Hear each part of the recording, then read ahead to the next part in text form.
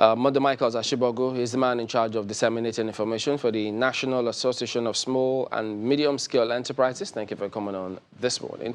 And then we also do have Kennedy Angbo, who joins us from our studios in Abuja. He is a member of the Next Level Agenda. Kennedy, thank you also for joining us this morning. Well, gentlemen, it's about... Yes, the president did give his speech yesterday, the Independence Day one, and he spoke about the economy, how they intend accelerating sustainable and inclusive economic growth, which he also referenced the ERGP, how they intend to leverage on that to focus on some of those key indicators and move us forward. Well, you've gone through some of this, and figures and percentages he highlighted, launching that ERGP April 2017. How do all of this fit in for you? He's given an assurance that he would do what he has said in the budget for 2019 from this independence speech. I'm surprised that 3 months to the end of the year, he wants to release 600 billion and for capital projects, and I don't know what kind of magic that will do. Why are you surprised? You think that I think it's a continuous thing, isn't it? Continuous. You waited 9 months, and then you want to work in 3 months. Well, isn't it better late than never? Better late. And what type of quality of work are you going to give for capital projects? Because these are issues that we need to look at. You know, you don't just wake up. These are not things that you do overnight. You can share the experience on the Lagos-Ibadan Expressway. The rains are here, the dry seasons will come, and the work needs to be done. So when we take some decisions and then we box ourselves to a corner, each time we keep talking, we never walk. I'm sorry. It's a challenge. How did we box? Are you saying we boxed ourselves to a corner with the Lagos-Ibadan Expressway? Of course, we boxed ourselves to a corner. Are there alternative routes? Give me the alternatives. I don't. To the is it in terms of what? The rains are here? No, the rains are here. Work is ongoing. And I can assure you that the work that is ongoing in the rainy season is twice as expensive as the work that would have gone on in a dry season. How did you come to that conclusion? It's not a conclusion. What about man hours? You know man hours spent to do a work on the rainy season? Do you know what it would take an excavator to take out things in the rainy season from a dry season? There are a lot of issues involved. But you see, what we're saying is he's already made his position clear. So what should they have done? Well, I think the work should have started a long time ago. It did? It did. It just got to this stretch. In fact, started years ago. No, well, it started years ago. He's giving us the assurance that the job will be over by 2022, right? Which we hope that it should be, because this ongoing construction on Lagos-Ibadan Expressway started since 1985. It's never ended. All federal roads have been on construction for the past 40 years. Check it out. No federal road has been completed in 40 years. Well, yes, I think I did say next level agenda. It should have been next level vanguard. So, Kennedy, my apologies there. So, Kennedy, let me bring you in. I know that you did say which federal road has been completed in the last 40 years. There are many, actually. Yes, Kennedy will respond, but it's all out here. This is the one coming from the president himself. While he was delivering a speech some time ago, he said that his administration has completed the north-central, long neglected roads. There was this specific one, Ilorin-Ijeba Road, a stretch of 93 kilometers that took several days to travel, has been completed. That's coming from the president directly. But Mr. Angbo, so go ahead and tell us this comments, the speech that the president did deliver about what he intends to do, the 600 billion for capital expenditure. He referenced the ERGP, but we did fall short of some of the expectations in the ERGP. The former immediate past minister of, I think, Budget and Finance did say, yes, that was the case. But if we had lost one more quarter of not performing, then we'll fall a lot shorter in some of those expectations. So from your perspective about the expectations and the achievements that we tend to hit with these projections by the president, do you really think that we can? Yes, I think we can, but I think that the problem, as far as I say it, is the fact that there is supposed to be a collaboration between the government and the people. Because when government comes up with a policy, what is the role expected of the citizens? And I see that for us as a society, the missing link is the fact that government comes up with policies and make monies available, but then people who are supposed to get involved do not get involved. And so, traditionally speaking, in Nigeria, that's why there's that disconnect. Now, but he talked about the road issue in Nigeria. I agree with him because over the years, past governments have not been able to invest a lot in the road projects. But if you look at what happened in 2014, about 21 billion naira was a mark for the transport sector. But what you have seen in the last, between 2016 and 2017 was we had an increase of 124 billion naira a mark to that sector. So you can see that government is really working. Government is out to make sure that the dividends of democracy and what this government is all about is, trickles down to Nigerians. Now, you talked about the fact that that the best time for government to have started the road construction in Lagos would have been before now. I do not think that there's a better time to start any project, because if you look at the wear and tear of that axis of our national life, you discover that that's where most of our goods and products come into Nigeria from, through the seaports. And so there is every need for government to get involved and begin to work on that. And it's because of many years of neglect. That's why that road has been dilapidated, and that's why government is really working on it. But I think that what the president said yesterday is very instructive, because government is trying to inject so much money into the system so that we can begin to make our economy to work. I think that Nigeria's economy needs to begin to work from where we have been. Yes. Yeah, Mr. Angbo, let me quickly ask you something you raised about the need to partner with the people, with states and all of that.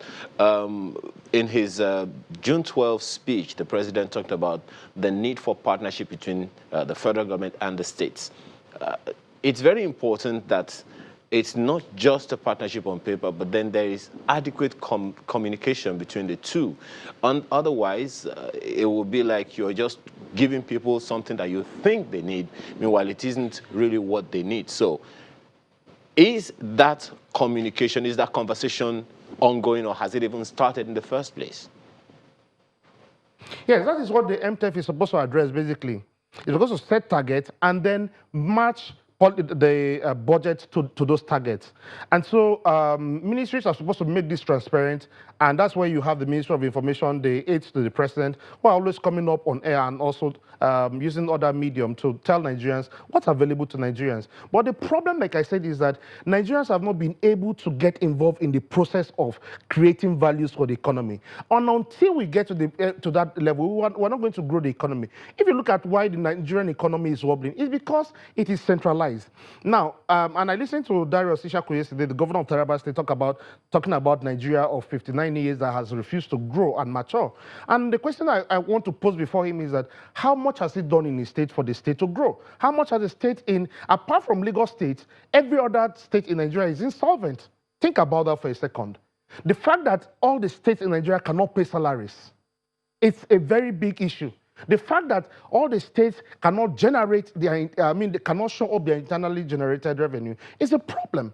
And this has to do with what do you communicate with your people? Because essentially, the government cannot employ everybody, but the government can make the environment conducive enough for private sectors to get involved. And if you look at why other people are coming into the country, it's because they see that government is working on something. And so it is easy for them to come and plug in. But we do not see, and every time we listen to news in this country, we only listen to criticize. We are not listening to take advantage of what government is talking about. And I think that is what we need to move in this conversation. Mr. Angbo, let's bring it to Mr. Ashibogwu here. He says that the people are not cooperating with government enough to be able to jumpstart economic growth. Well, I think the case is different. You know, what we've observed over years is that government is in competition with its people. And I will explain this. Private sector starts up a business. Government is in competition with the private sector. Government itself is in competition with itself. Different agencies are at different levels, doing different things, competing with each other, and they're not communicating. Sir, can you give an example Okay. of what you're saying? Okay, I'll give you an example. The first one. You have a social intervention program that had spent over 800 billion between last year and now for trader money, N-Power, name it. There are ministries, departments, and agencies that have similar roles to play. Such as? You have trade and investment. You have... Is that government and the people? Exactly. Or government Is that private MDAs? No, that's MDAs. Yeah, you said government is competing with private government. business. Okay, I'll give you an instance of government competing with private sector. Now, you set out a business. You're slammed with over 23 different levies and tax items that you must comply with on a monthly basis. No one is taking into consideration what the private sector is going through. So you set up a small shop. The moment you put a signage, you have the signage agency coming for you. The bill the signage agency is giving to you is well over your profit for that month. The electricity companies slam you with estimated bills. Is that the competition you're talking about? Yes, we're talking about government in competition with a private sector individual, because that competition is coming from all charges that they give to you. Because I thought that had to do with taxes and Of course. levies. Not That you set up a business. Government is out to make money too, isn't it? And they will make money through these levies, taxes, So that's a different thing from and tariffs. competition. That is competition, because government needs to meet its own target. The private sector needs to meet its own target. There must be some form of harmony. There must be some converging point where government should speak with the private sector. So are you saying these levies or taxes are too high, too excessive, or? They are too high. They are killing small businesses every day. They're killing a lot of small businesses every day. And I can tell you for free, find out how many businesses have survived the first 5 years. Most of them die off in the first Doesn't that 10 years. indicate that the businesses themselves didn't quite do their homework before starting their business, knowing that all of these levies are going to be Well, you see, you will do your homework as usual, but there are things that will come up, what we call the unforeseen issues. For example, if I set up a telephony business, I would have done my research. But the question is, if the council comes to me with a bill for a signage, and they come with different bills each month, when the signage guys come in, you have the guys who come from local governments for radio, for television, for premises permits, and you're just getting out of the local government. The state government comes for pay as you earn, development levy. You have the estate where you operate from asking you for community levy. Then you have FIRS asking you for VAT, you must remit. You have VAT, you have withholding tax, you have company income tax, and a whole lot of this. You see, what we're saying is that we're not saying they shouldn't pay. People will pay. But what is important is that there must be some form of harmonization of these issues. What kind of harmonization? Good. You see, different levies and taxes at different levels, right? Small businesses don't survive like that. You need to give a tax holiday. You need to give a waiver for anyone who is coming up to say, look, you know what? You're starting this business. We will give you 1 year. We'll give you 2 years. What happens is the moment you set up shop, they all appear. No one understands that you just newly incorporated a company. Okay, let's take this back to Mr. Angbo. Mr. Angbo, how do you respond to this? Because if the economy is going to grow, as many people often say, the private sector needs to play a leading role. So if these things are going on, as he is saying, the question is right there. You know, I think that the association he represents need to do more. They need to innovate. They need to evolve. It's not all businesses that you must have signages for. And I do not think that taxing small businesses is a fraud or a crime anywhere around the world. Actually, that is how government operates. And if you ask me, I think that the tax base in Nigeria is grossly underutilized, because most companies, small businesses, especially the ones he represents, most of them don't even file. Most of them, I can tell you that for a fact. Most of them even use private accounts to do their transactions. And so we need to actually tighten the noose on what he's saying. But let me come back to the issue of generating employment. You see, if you look at the private sector, naturally speaking, yes, that's where we're supposed to begin to generate employment from. And if you see what has happened what happened during the 2008-2009 economic recession in America, you notice that Obama had different kinds of regimes, where they had to invest in companies and to make sure that the private sectors employ. But in our climate, what we are seeing is that the private sectors are not even generating enough. You see, the point is this, that if you look at the amount of small businesses that operate in Nigeria, a lot of them do not even have a staff strength up to 10. And so how do you now begin to talk about inclusive growth when most of these companies do not have... Mr. Angbo, let's understand this. Let's understand this together.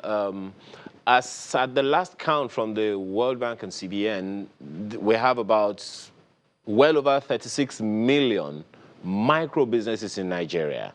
And by definition, micro businesses don't essentially have to have up to 10 members of staff. So where exactly are you going with that? Okay, when you talk about that statistics, you need to also understand that those statistics do not naturally or necessarily represent individual 36 million businesses. Sometimes you see one individual registering up to 5 companies. And so that makes it difficult. So we need to understand, and I say this because I know this. So if you look at it, and I agree with you that you don't have to necessarily employ all of that. But the problem is the fact that most of the companies we are talking about, the 6 million you're talking about, most of them are not engaged in production.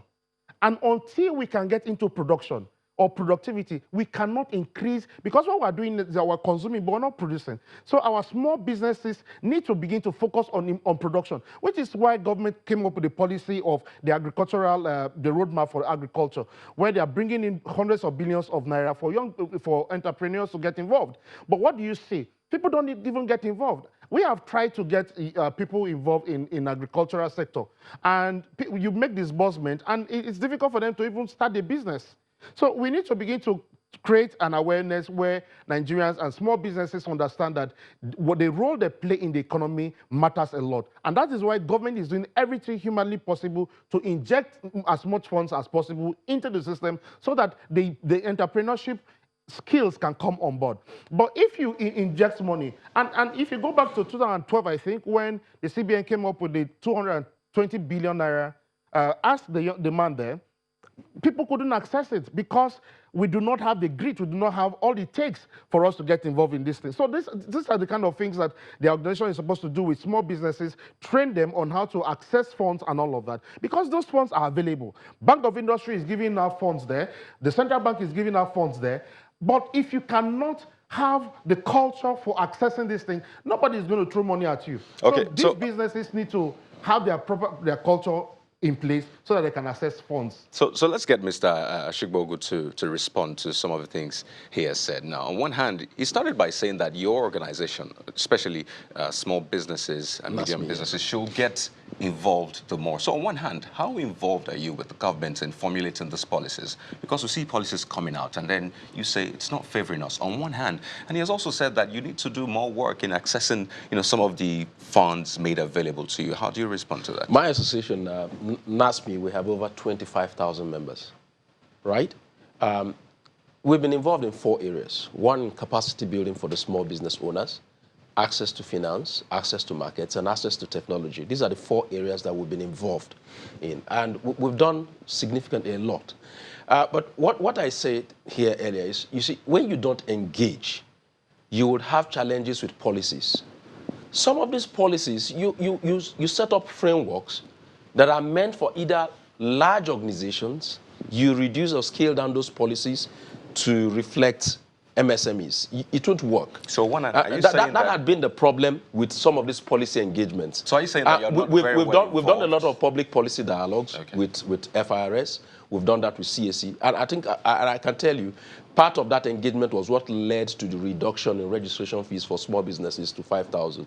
Now, small businesses are enjoying even advocacy interventions through Oxfam and a lot of other developmental partners in terms of remittance. We have the GEMS 3 project on taxation that helped a lot of small businesses to file in their returns. That has been ongoing in Lagos. A significant number of small businesses in Lagos, as we speak now, are within the tax net of Lagos State. And that has been part of the engagement of the association. Beyond that, when you set up a policy, you say you're going to give 220 billion, and then you set up certain requirements that you know will not be realistic for a micro businessman to get involved with, then did you engage in the first place? If you engaged in the first place, then you will understand the dynamics of their business. Speaking about engagement, on the 1st of September this year, Yes. the permanent secretary in the Ministry of Mines and Steel, he had this engagement workshop in Port Harcourt, and there he said that there's this 200 billion naira that has been set aside for the SMEs in the metal sector, Right. which they can actually access to improve their businesses in that respect. So that's engagement, isn't it? Of course, that's engagement, but you see, it's not enough to just make a speech.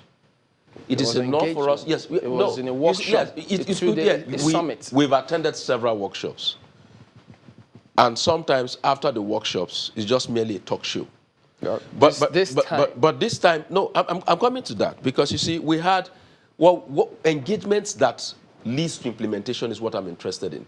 I'll give you a case of FIRS. We had engagements. You talk about mines now. Yeah, I'm talking about the one that had worked. I don't know about the mines, whether they've started the implementation with the MSMEs. So I will speak about... When people go and try and access those funds, whatever challenges are there, they bring it for. Or are you suggesting that they bring out some of these policies, but they don't intend to execute them? No, you see, we've heard this over and over. We have different levels of engagement at different ministries and departments and agencies of government. We've had that. Some of them have been positive. Some we've been on the talk level for the past 2 years. We keep holding dialogues and meetings. But there are cases where immediately after the engagements, we've had implementation. That's why I said I will give you an instance of FIRS. FIRS came out to say, look, we're giving a tax amnesties to MSMEs, and we want them to file in their returns. And they have a waiver for a given period. And a lot of companies who were not even members of our association came on board. Small businesses volunteered to bring out their books for scrutiny. Today, some of them have their tax clearances. A lot of people just look at it as strictly a government thing. No. MSME funds do not come largely from government. Government is just only making an intervention. In most cases, they put it up as a catalyst to enable private sector investors to play in that field. As we speak, you're talking about government. Government has done up close to ₦1 trillion in terms of SME intervention in the last 5 years. But what is significant is what the private sectors have been able to do. Now we have an inventory collateralization system where small and micro businesses can bring in their generators, their mattresses, their TV sets as collateral. You know, microfinance banks, though monies coming for micro levels do not come that cheap. We have a lot of micro lenders. Yeah, so what is the key challenge that you want addressed with respect to accessing some of these intervention funds? One of the areas we should look at is interest rates. Are they in single or double digit? They are double digits. And what about the provision requirements from the Loni? Many of them have been able to meet that now because we've done a lot of enhanced capacity. Some of the small businesses today have started improving on their record keeping. They've been able to build assets over the years. What they've done is taking out money from micro lenders, though at higher interest rates. They've been able to build assets. But what is important for us is, you see, when there's a private sector investment in enabling small businesses to grow into production, into creative services, into providing different parts of the non-oil generating revenue for the country. What is important is for governments to give incentive to those private sector investors. Okay. Kennedy, that's some feedback for you, isn't it? you understand what government is trying to do is, which is why there's a peer review mechanism between the government, the federal government, and the state government, because we are too fixated with the center. And if you look at it, most times the state governments don't even come up with their counterpart fundings. And this makes it difficult for even people at the state, because that's where you have the... My apologies for jumping in. Could you just respond to what he spoke about? The key challenge for them is the interest rate. Yes, well, on that, I know that the Monetary Policy Committee has been working on that. The last time we know, what they did was to reduce it by 0.5%, bringing it to about 13.5% for the banks. But I know even for private sector, I mean the small businesses, getting money from the banks is difficult, which is I think what government has done is that, and I think that SMEs should also pick this up, is to get themselves into cooperatives, which is easier for them to access these loans. And once they band themselves into a cooperative, they can have access, which is what I think Sri Lanka did at some point, Bangladesh.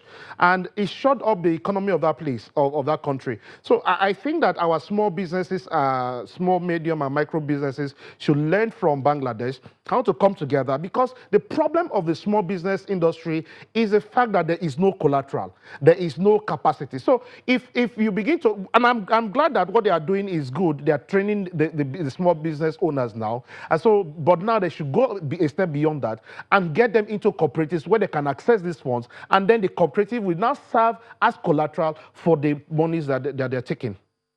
That's my advice. Do you know of any cooperative that has been formed? We have over 34,000 cooperatives okay. that are related to small businesses. Good sound bites. We'll leave it there. Kennedy Angbo is a member of Next Level Vanguard, and we also do have Monday Michaels Ashibogwu here, who is of the National Association of Small and Medium Scale Enterprises. Thank you both for coming on this morning.